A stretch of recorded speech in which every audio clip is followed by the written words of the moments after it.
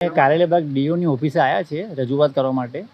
જે આંગણવાડીના જે છોકરાઓ છે જેમને એડમિશન અત્યારની તારીખમાં મળ્યું નથી, એમના પાસે ડોક્યુમેન્ટ બધા થયા પછી બી મેં એ કારણે ડીઓની ઓફિસે આવ્યા છે. ડીઓની ઓફિસમાં જઈને આવ્યા છે. સાહેબ કંઈ હાથ મૂકવા તૈયાર નથી.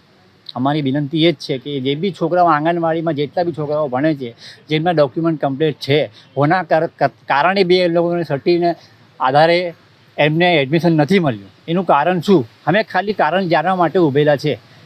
અમને કારણ જોઈએ. અગર કારણ ના મળ્યું તો પછી કોઈ બી છોકરો આંગણવાડીમાં જશે નહીં.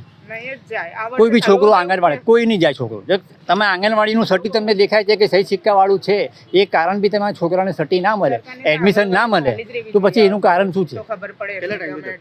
મેં કેટલા ટાઈમથી ધક્કા મેં રાહ જોઈ છે કે પહેલું રાઉન્ડ થઈ ગયું છે, બીજું રાઉન્ડ થઈ ગયું છે, ત્રીજું રાઉન્ડ થવાની તૈયારી છે. એટલા રાઉન્ડ ઘડીને અમારા છોકરાને એડમિશન જતું રહેશે. પછી ત્રીજો રાઉન્ડ તો આવવાનું છે જ નહીં, અમને ખબર છે. તો કે જો આ જે બેઝિકલ છે કે તમારા આ ડોક્યુમેન્ટ કમ્પ્લીટ થયા પછી બી તમારા છોકરાને એડમિશન ના મળ્યું, એનું મતલબ શું છે? કે તમે પૈસા ખાયા ને બીજા છોકરાઓને તમે એડમિશન આપી દીધા.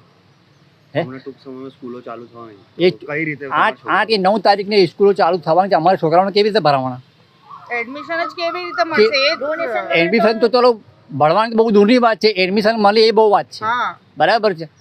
અમારે એક સ્પેલિંગમાં મિસ્ટેક થાય તો અમારે ધક્કા ખાવાના નર્મદા ભવનના. એ સુધાર્યા પછી બી અમારું એડમિશન ના લાગે તો કેવી વાત કહેવાય?